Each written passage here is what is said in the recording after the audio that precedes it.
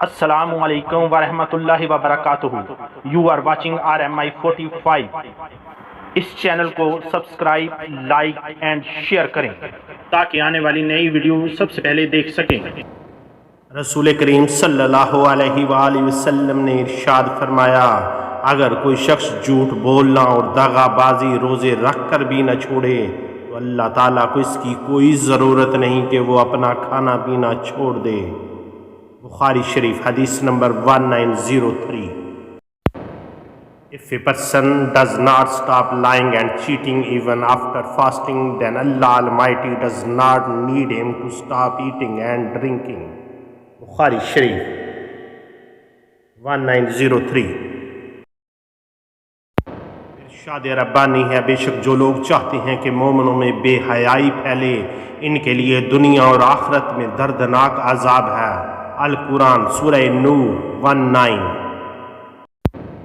Verily those who desire that indecency should spread among the believers, from them is a painful torment in this world and in the hereafter.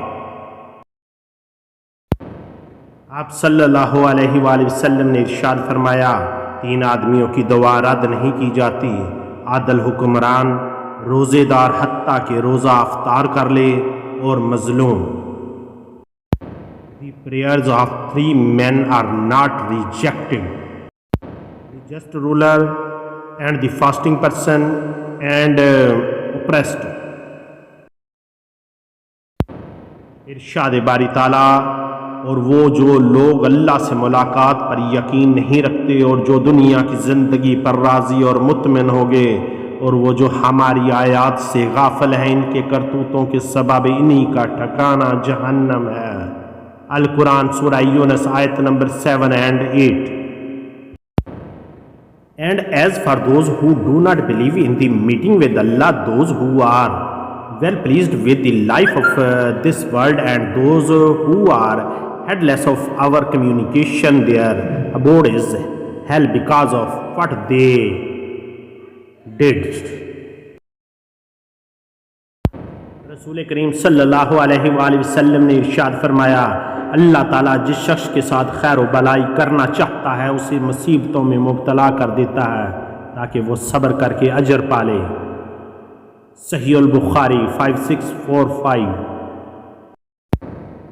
Allah Almighty causes trouble to the person with whom He wants to do good. بخاری 5645. رسول کریم صلی اللہ علیہ وآلہ وسلم نے ارشاد فرمایا، مسلمان کے لیے درست نہیں کہ وہ کسی مسلمان کو مذاق میں بھی خوف زدہ کرے. ابی داؤد حدیث number 5004. It is not right for a Muslim to intimidate a Muslim even in jest. ابی داؤد 5004.